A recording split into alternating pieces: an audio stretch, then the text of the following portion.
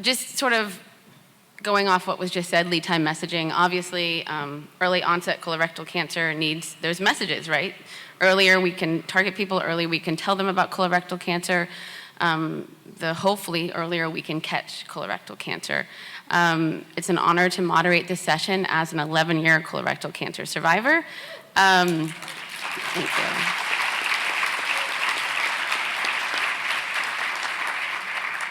And obviously this topic, I mean, we had follow-up colonoscopy. This is such an important topic, especially with the stats that come out saying it's going to be the #1 cancer killer in this age group.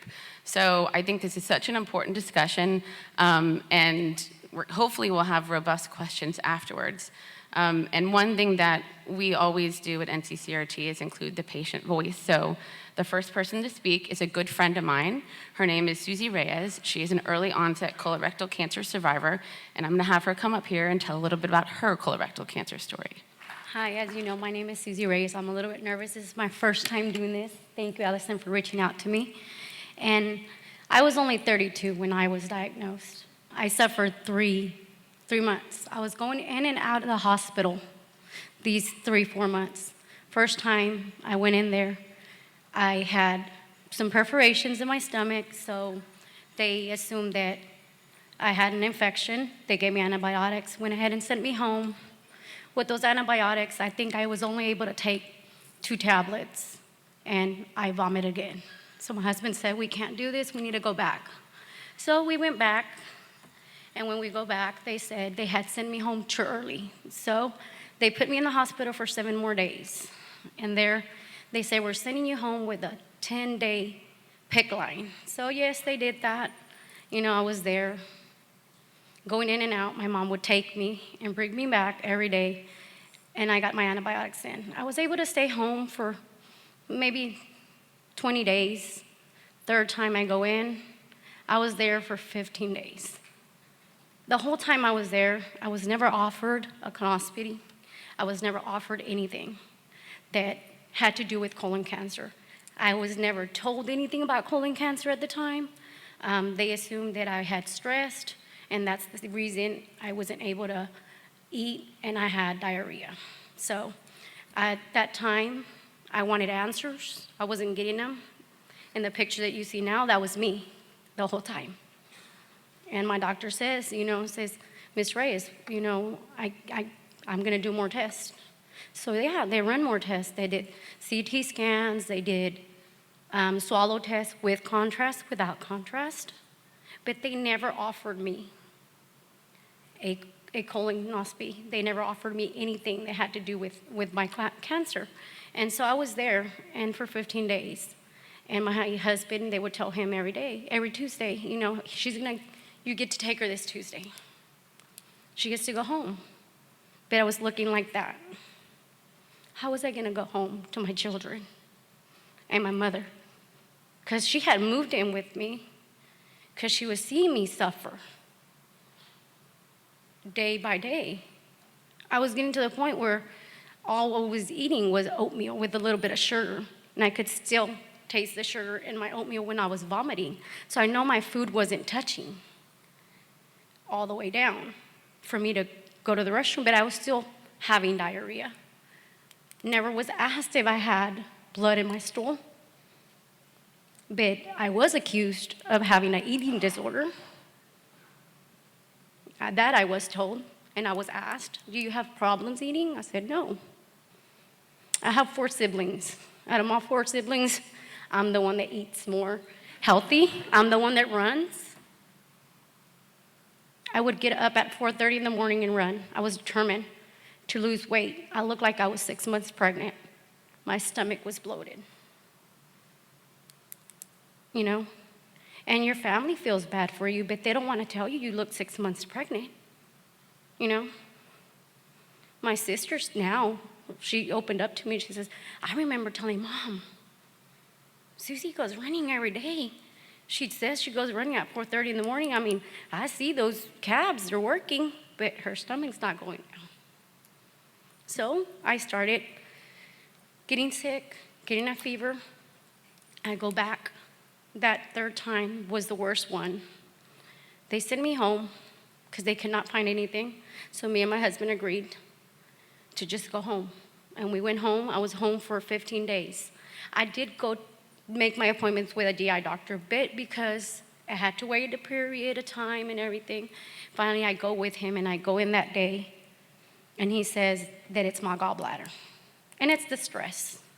That's what is shutting down my small intestine and large intestine. So I said, okay. He says, I need you to get an ultrasound and blood work. So here we go. My husband takes me to get some blood work. When I'm there, the lady was very mean to me, very rude. She couldn't find my vein because I was dehydrated. I wasn't eating anymore. I had diarrhea. I was feeling very sick. And my husband says, well, what do we do? I said, I don't know. He says, I don't have a good feeling. I think we need to go back to the ER and see what's going on. So we go in. We sat down, 4th time there. So I say, we're just going to go in. They're going to tell me my intestines are perforated again. They'll probably give me some antibiotics. So I go in. They put a line down my throat. It hits my stomach. So that kept me from vomiting, even though it was very uncomfortable. It was comfortable because I wasn't vomiting anymore. So they say there wasn't any rooms available, so they say you're going to have to go to the heart tower. So we go to the heart tower. We spend the night there. Next morning, Dr. Dew, which was the doctor I saw the first time when I went to the ER, and I see him 3 months later. He didn't recognize me because I already had lost so much weight at the time. Because according to them, I had an eating disorder, not colon cancer. So he says that the ultrasound that ran, they found that my intestines were shut because maybe stressed. He was going to go in there and look.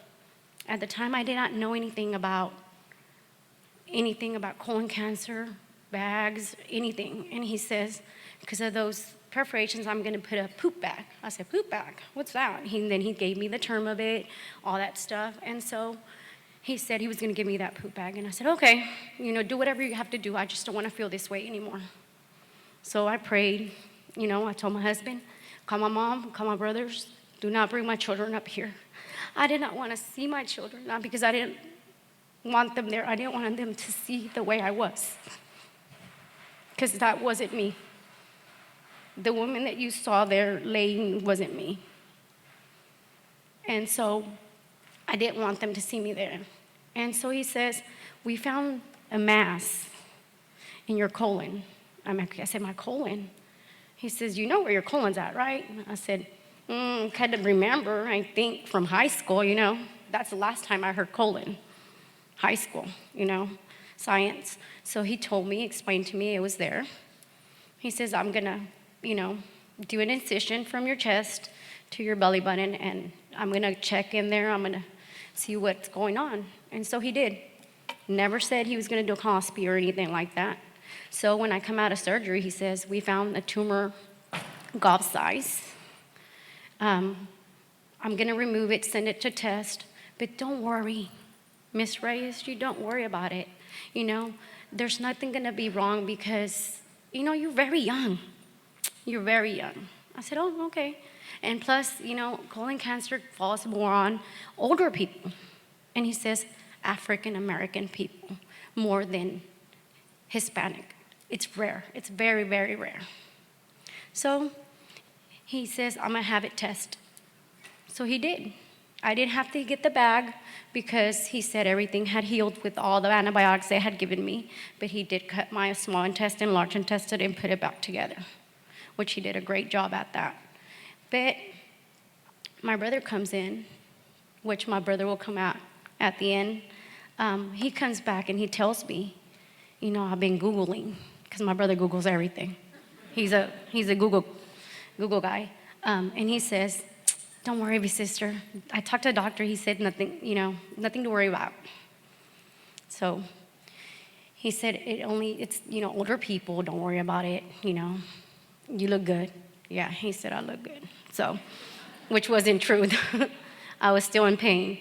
So 6 days go by. Dr. Dew comes in. Happens to be my husband wasn't there. He had gone home to take a shower. And he comes in and he says, Miss Reyes. I said, yes, how are you doing? He says, you know, that tumor we removed, it came back with cancer. I said, what?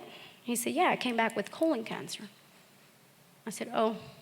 He says, well, there's going to be a nurse. She's going to be here with you. You know, Mr. Reyes is not here, but she'll be with you. Longest 40 minutes in my life I waited for him to get there. So we still kept it a secret for 2 weeks because according to my doctor, I was only going to get 2 chemos because that's all I needed. I ended up getting 12 chemos, which, trust me, I rode those chemos. I grabbed that bull by the horns and I rode him with style. That's my first chemo there. You can still see my stomach, it's a little bit swollen. And each chemo, I took a picture. And my sister was there, my husband was there, every single one. And so I did. I did 12 chemos when I thought I was gonna do 2. I was thinking about hiding it from my family because I was ashamed of having colon cancer because I didn't know what to answer because I didn't know what it was. But at no time was I offered a colonoscopy. I didn't get my colonoscopy until I got my port in. The day I got my port in, I got a colonoscopy, and I still had removed 3 to 4 polyps that day. And he did the colonoscopy after he removed my tumor. But I was never offered anything. And I was told I was too young. And I was 32. Now, yes, I am cancer-free. I have to remind myself that I have to go back each year and get a colonoscopy done because nobody reaches out to me. I don't have my doctor call me and remind me. I have to do that myself, my family, and that's my last chemo. So that's how I look.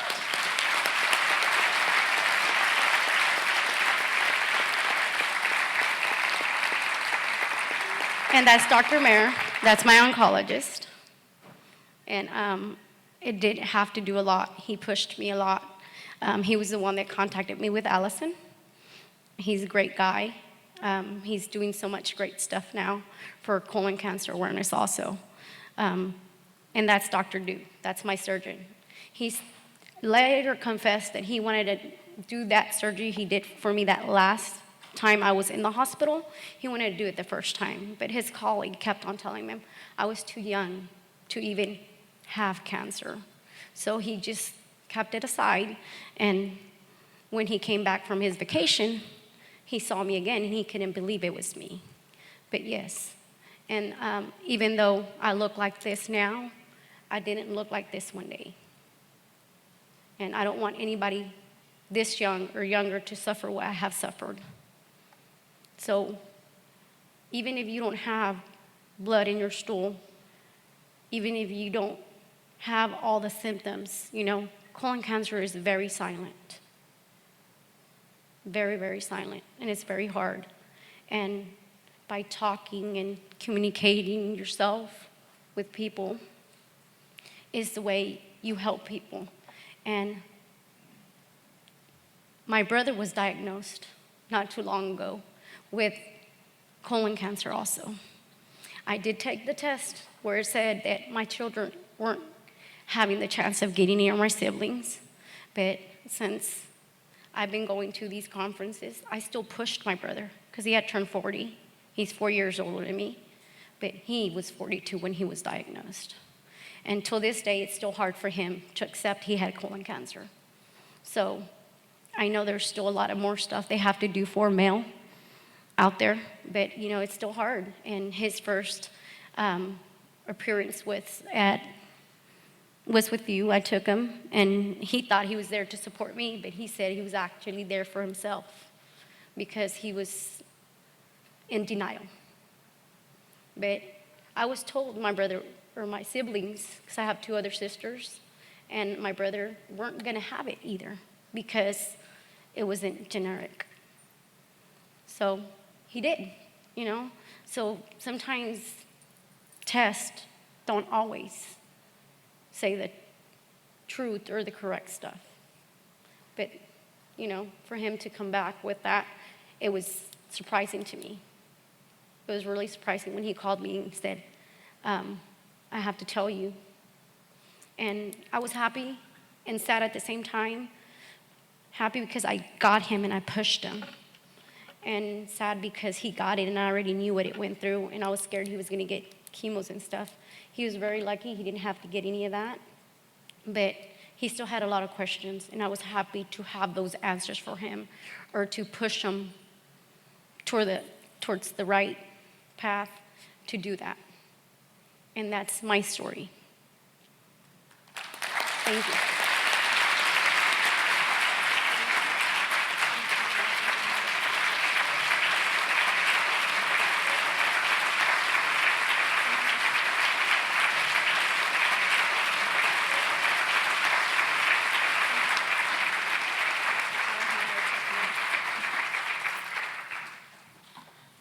Every story is different. Every story is important. Suzy's story is, when I met her, I was flabbergasted by it. And I met her brother recently. I was like, wow, okay, they say it's not genetic, but is the gene just not discovered yet? And so thank you, Suzy, so much for your willingness to come and share and be open and honest with this group of people that are trying to help figure out why people are getting it younger and younger. We have a lot of work to do, obviously, we know that. But Suzy, her family, and all the other patients and survivors in here are the why.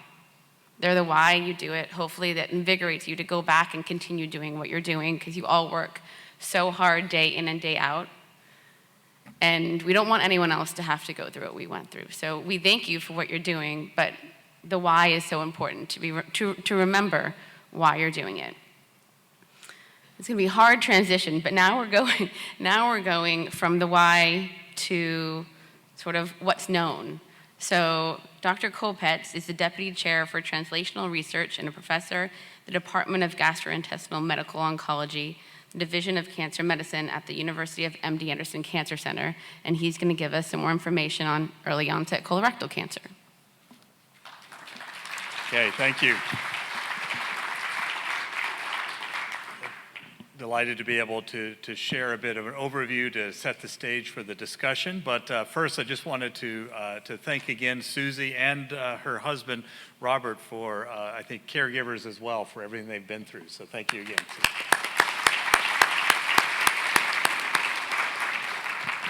So I'll start with a bit of an overview around some of the epidemiology, the kind of concept of the exposome, and highlight a little bit about what's known and also unknown in the genetics of early onset.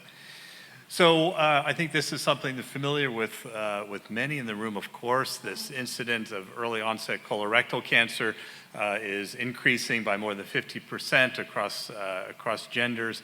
And that's in the context, of course, of the great work that we've done with prevention and early detection for late onset, or what used to be called average age onset, although I think maybe late onset may be the better terminology in my opinion. And you'll hear Becky Siegel give some nice updates a little later today. But also acknowledging her work and others that have really assembled a global prevalence, and acknowledging this is not a problem in the US, but that we're seeing across a number of developing countries that these changes in the epidemiology of the disease. So I think really important insights to look at. When we talk about early age of onset, we acknowledge, of course, that the screening age has dropped to 45, and that there's still a large number of unscreened patients in that 45 to 50-year-old range. But then I think looking at the other ages and distributions as we get down lower, and of course this is extending well down into the 30s and even younger than 30s in some cases. This is something and this change that's occurring is occurring across race and ethnicity groups, but we can see the differing impact here.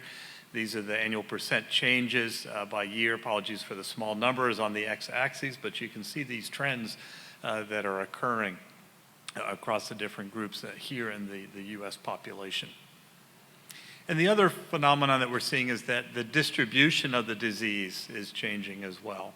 So if you look at patients under the age of 50 and now compare those to 65 or older age group, We see, a lower rate of proximal colons in the young onset, and really a substantial increase in the rectal cancers. And this is really where the epidemiology of the disease appears to be most prominent. I think as Suzy nicely, her story nicely illuminated, that we're dealing with early age that results in being diagnosed at a later stage. Many of our patients have young children. So some recent surveys from the Colorectal Cancer Alliance acknowledging their great work in this space. 80% of their survey had young children. And I think, as you heard, 2/3 really have seen multiple physicians before they get the diagnosis. And this is associated with a delay in diagnosis. 41% waited 6 months from the time of symptoms before getting the diagnosis, or in some cases even talking to and reaching out to healthcare providers. So what do we know about the contributing factors? And we could, I think, certainly can spend more time on this in discussion, and I'll just do a very superficial overview of this in the interest of time. But we kind of think about this in the context of a general external environments that are changing, specific environments, and how these can, through mitigating effects in the microbiota, perhaps the metabolomic, the internal environments within the colon itself, and this over time leading to increased colorectal cancer risk. This is a wonderful table in Cal. I would highlight here, really looking at a summary of a number of different epidemiologic features that are highlighting the impact of obesity, dietary patterns, alcohol, others on here. I think many are aware of the high fructose corn syrup debate as well. Not on here, but also I think relevant. And you can see the magnitude of these relative risks in some of the epidemiologic evidence. Of course, one of the things is to say, is this epidemiologic shift occurring at the same time that our shift in the incidence is happening? And you can see there in the temporal trends, how those are aligning. And for example, smoking may be a component, but certainly we're seeing overall smoking declining, and so hard to attribute to that substantially. There's a lot of interest in how the microbiome may be a modulator of this, either through dietary patterns that are changing, and as well as kind of components of antibiotic use early in childhood or even before then, and how the microbiome really is crafted. And what is the microbiome of the gut doing over over years to decades, and how this may be in changing some of the inflammatory processes in the normal epithelium that may interact with a number of the other epidemiologic factors. So this is an area of a lot of interest. No clear clear conclusions, I would argue, that we can draw yet, but a lot of intriguing areas. So what's the end result? What are we seeing in terms of the molecular biology of the colorectal cancer in early onset? And how can we use this to really understand, is it substantially different from a late onset? So just calling out a few different cohorts that have been reported out, really over tens of thousands of patients that allow us to dive into a little greater depth. So one way is to look at what about our known drivers of colorectal cancer biology, and I'll just highlight a few of them. When you look at things like KRAS or NRAS mutations, which are drivers in almost half of colorectal cancers, we really see fairly modest differences. You can see maybe a little bit on the bar graph there from the Foundation Medicine, but no dramatic trends.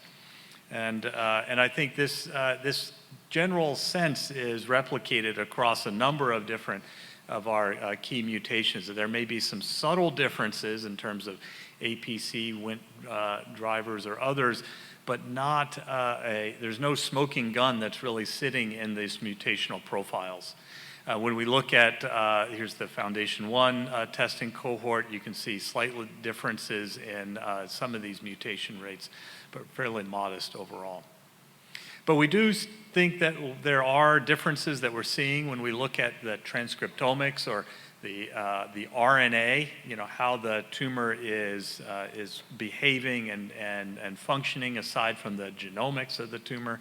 There are trends. One of the ways we like to look at colorectal cancer is thinking about the transcriptomic subtypes of consensus molecular subtyping, the idea that we put them in 4 different categories that have different immunologic and epidemiologic associations.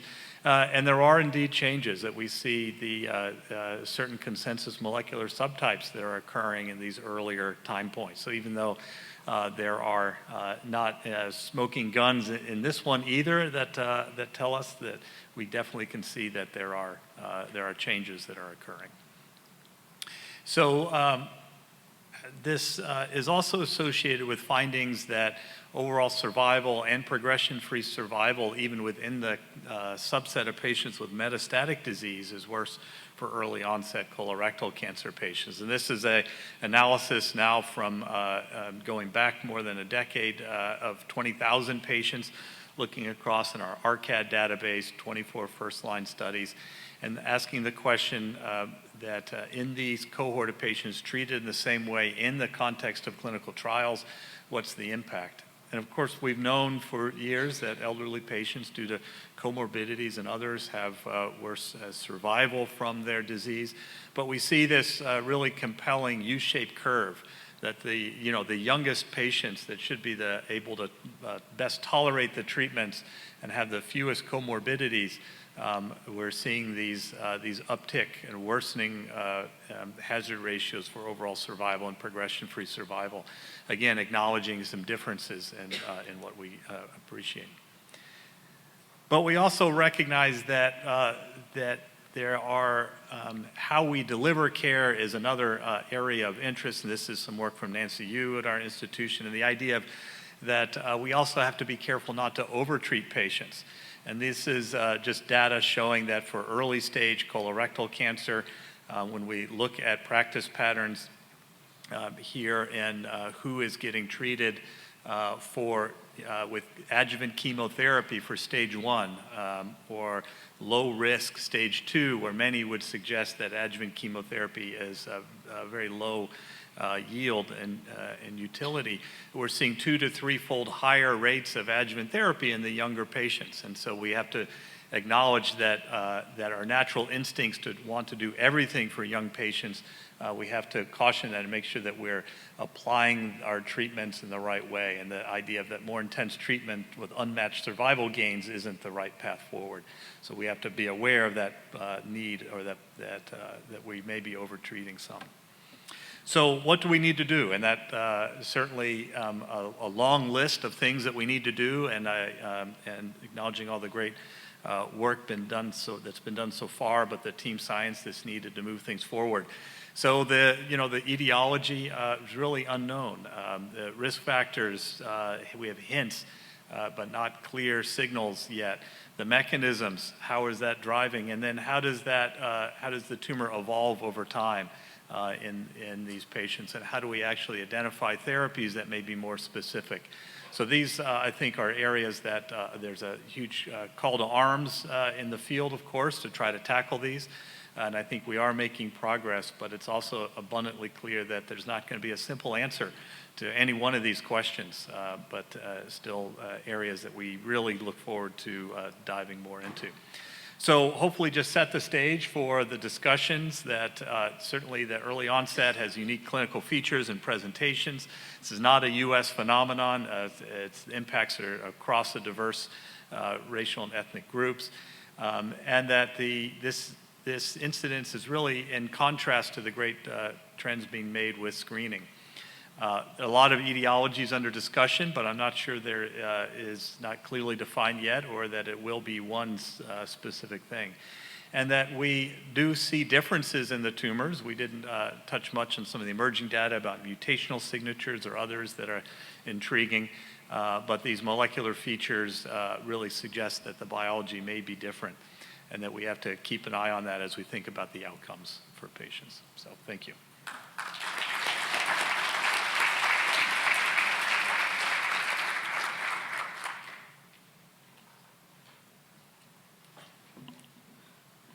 amazing work done, but amazing work still to come is what I get from that. So thank you, Dr. Kopetz. Our last speaker for this panel before we open for Q&A and hopefully some table discussion is Dr. Fritz. She's an assistant professor of medicine in the Division of Gastroenterology at Washington University School of Medicine in St. Louis.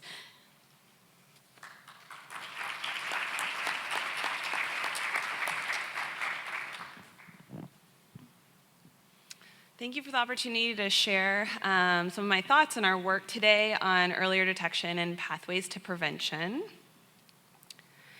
Just as a quick outline for my talk, I'm going to first start by thinking about the patient pathway to detection for early onset colorectal cancer, talk about some of our work on signs and symptoms and diagnostic intervals, potential opportunities for improvement for this patient population, and finish up by offering up some thoughts about primary prevention.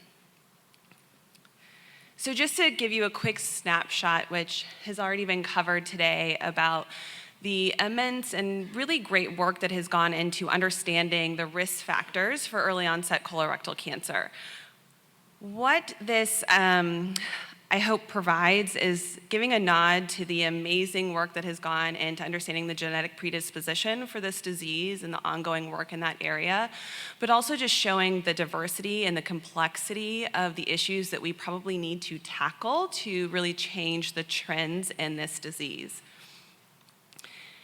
And as we've mentioned so far today, the trends are troubling, and the morbidity and mortality are significant. So when we look at distant disease by age at stage of diagnosis, it is worse for early onset patients. They're more likely to be diagnosed with distant disease than people who are diagnosed at average or late onset age. And they have high mortality rates are associated with this distant disease. And so the conversation really needs to become about how do we downstage patients and the way that we can get to prevention eventually, but for people who are going to be diagnosed early and hopefully at that local stage of diagnosis instead of distant stage of diagnosis. And just a quick comment on the fact that the morbidity associated with this disease is high, and that early onset colorectal cancer is among the top 5 ranking cancers associated with disability-adjusted life years for this patient population. So this is really where some of the work that we started thinking about and how do we diagnose patients earlier, and how does the patient pathway continuum, what does that look like for early onset patients? So just to simplify this one part of the pathway, which is symptoms to detection, patients need to first notice their symptoms and acknowledge them and associate them with as having risk for colorectal cancer. Then they need to present to a healthcare provider who also associates those symptoms that they're reporting with early onset colorectal cancer, and just making mention to the people who are the frontline workers, like our primary care providers and family medicine providers, that they have to do this while navigating all of the other competing issues that those patients are presenting with, and really make sure that they take an adequate family history so that they can risk stratify people appropriately. And from there, a provider has to activate a diagnostic pathway for that patient if they think that that is what needs to happen to eventually get to a diagnosis of early onset colorectal cancer. The majority of the work in this symptoms to detection pathway really has occurred at steps 3 and 4. Understanding symptoms either at the time of diagnosis or just prior to the time of diagnosis. And so what our group was hoping to understand is what's going on at step 2. When patients are actually presenting to providers and they are taking those symptoms serious enough that they get entered into their chart, or there's a claim associated with that symptom that they talked about during that visit, and how long is that part of the pathway? And is that the opportunity that we can hopefully detect people earlier? So the way that we went about trying to answer this question was we looked at MarketScan Commercial Database, which is a claims database, and we just looked at claims 3 months prior to the time of diagnosis up to 2 years prior. So eliminating all of those emergent signs and symptoms just prior to the diagnosis to see if there is opportunity to leverage this time frame. We required patients to have at least 2 years of continuous enrollment prior to their index date, which was our pathology diagnosis of colorectal cancer. And then we completed a nested case control study, which included over 5,000 early onset patients. We looked at a multivariate logistic regression and also examined medium diagnostic intervals based on the associated signs and symptoms that we found. And here are some of our results.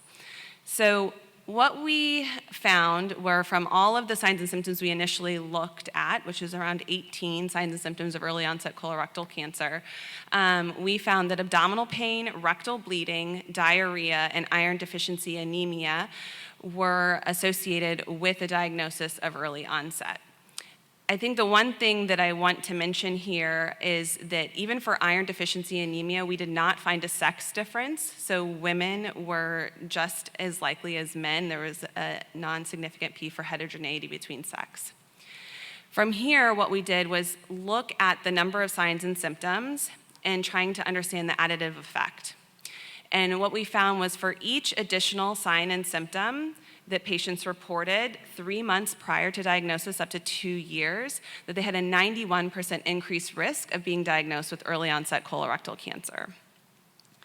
And to start to understand what that means from a timeline perspective, we took that same data and then started chunking back the time by 3-month intervals. So first looking at the data that I just showed you, 3 months to 2 years prior to diagnosis, then we went back 6 months prior to diagnosis to 2 years, and then 9 months prior to diagnosis to 2 years.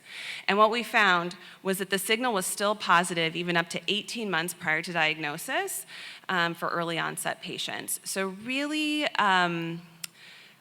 signaling that there is probably an immense opportunity amongst these patients to really pay attention to these signs and symptoms. And the final part of the analysis was really to look at the duration and how that potentially changes for any type of sign and symptom and different combinations of signs and symptoms. And so what we found for the patients who reported symptoms greater than their first initial symptom greater than 3 months prior to diagnosis, that they waited had an 8.7 month median interval to time to diagnosis. When we look at just one symptom, which included just under 800 patients, that it really did vary by symptom. With abdominal pain, if that was their initial presenting symptom, they waited almost up to a year at 11.7 months. But for rectal bleeding, they still had a we'll call long wait, but it was 7.1 months. And then as the number of symptoms increased, and this point was taken as once all symptoms that they reported were within that time frame, it did decrease their diagnostic intervals, but you still see month intervals here.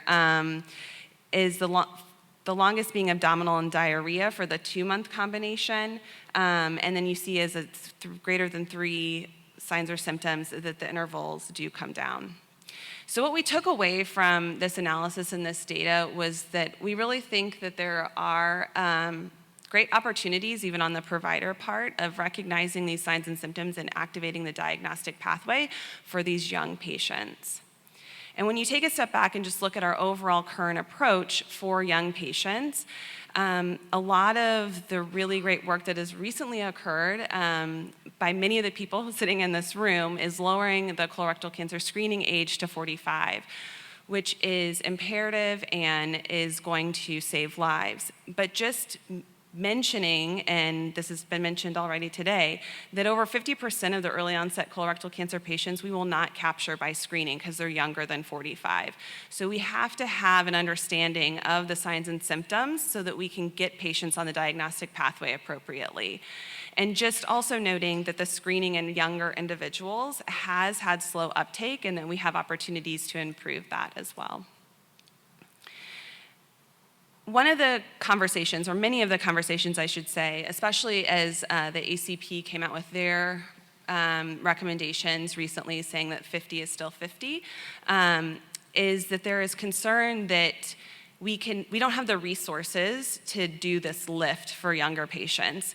And so there was a really great study that looked at modeling what the actual lift is to include patients 45 to 49. And what this group found was that there's about 20 million people between this age group that need to be added to our average risk screening pool, which when you look at our total pool of what we need to do for screening, that's a 60% increase in the average risk screening pool.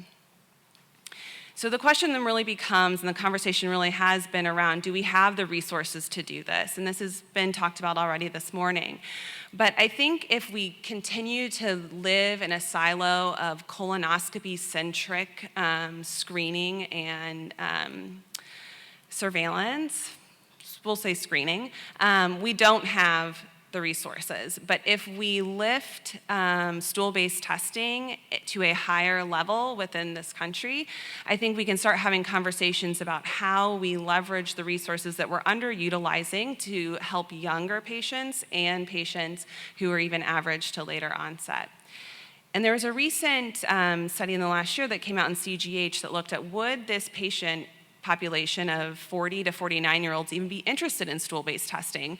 And what they found among 1,000 unscreened Americans was that just under 70% of this age population is interested in obtaining stool-based testing, and more so than colonoscopy. So should the conversation be more focused around stool-based testing? The thing that we have to continue to talk about amongst ourselves and our colleagues in internal medicine and our patients is to reassure them that there really isn't a difference, at least in the modeling that we have so far, between colonoscopy and FIT for additional early onset colorectal cancer cases averted. So whether you use stool-based testing or you use colonoscopy, the additional CRC cases averted is 3. So even from taking a step into the diagnostic pathway that we showed with the patient progression to early onset colorectal cancer, I think the question then becomes, is there a new way to think about FIT in the sense of, can it help us triage the patients? So as someone had mentioned earlier about like the resources, and that has been a lot of the conversation around, we can't get all of these people into endoscopy suites. Is there an opportunity to use FIT to help us triage in the diagnostic pathway?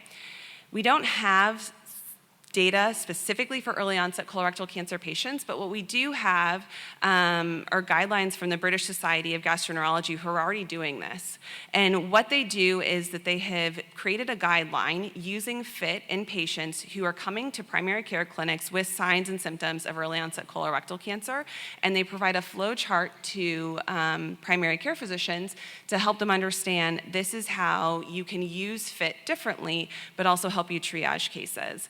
And so when they have a positive FIT within primary care after reporting signs and symptoms, they get placed on an urgent endoscopy pathway and don't get thrown into the routine endoscopy pathway pool. If they do not have a positive FIT, and there's ongoing clinical concern as you're trying to close the loop on those symptoms in subsequent appointments, and your risk is you still feel is high, either from the patient or the provider perspective, then is that the appropriate time to send them to a gastroenterologist to have a conversation about what their risk assessment is, and referral either to routine or urgent pathway of endoscopy if necessary. And if you think that those symptoms have resolved and there's no longer a concern for a risk for this patient, then you can close that loop, reassure the patient, and keep them in their primary care setting. What they did model was looking at using a threshold of 10 for their FIT testing, that if they gave 1,000 FIT tests, that the number needed that they had to screen was only 10, and that they only missed 1 case of cancer. So I just want to make a quick mention on primary prevention as the initial step in that pathway that I initially showed, and making a nod to the mitigation of risk factors for this population, but also share some data on chemo prevention. And so we recently completed a study using the Nurses Health Study 2, which created a subcohort of about 30,000 women who had at least 1 lower endoscopy prior to the age of 50. And what we found was for people who reported regular use, which was 2 times a week or greater of aspirin or NSAIDs, that the risk of early onset adenoma as the precursor to colorectal cancer was significantly reduced. We saw that there was this trend towards villus histology. So from here, what we did was look at people who were having their first endoscopy but had reported regular use of aspirin and NSAID prior. And what we see here is that we see a significant P for heterogeneity when comparing tubular adenomas for villus adenomas for women who used aspirin or NSAIDs regularly. So I think one of the things that we can hopefully take away from this preliminary data is that regular aspirin and NSAID use was associated with a lower risk of early onset adenomas, but we still need to think about how we generalize this data by gender and racial and ethnic diversity and thinking about dose and duration. So to move the needle on early onset colorectal cancer, we need to think about how to include minority populations into research and dissemination and implementation strategies. We need to consider risk prediction models that incorporate family history, social vulnerability, risk factors, and genetics. And we really need to change the conversation to include not only everything we know about prevention, but also how we get people on the diagnostic pathway when they present to us with concerning signs and symptoms. So in conclusion, we need to increase awareness in the general public among the frontline providers about the signs and symptoms of early onset colorectal cancer.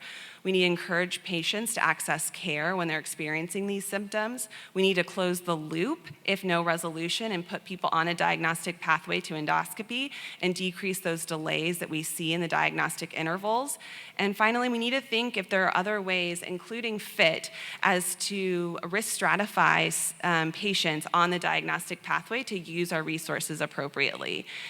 And just always mentioning that we need to do this in concert with everything that we're doing and all the important work that we're doing for prevention, not only for this patient population, but for everyone, which includes risk factor mitigation, understanding and knowing your family history, thinking about ways that we can leverage chemo prevention, and increasing stool-based testing for everyone.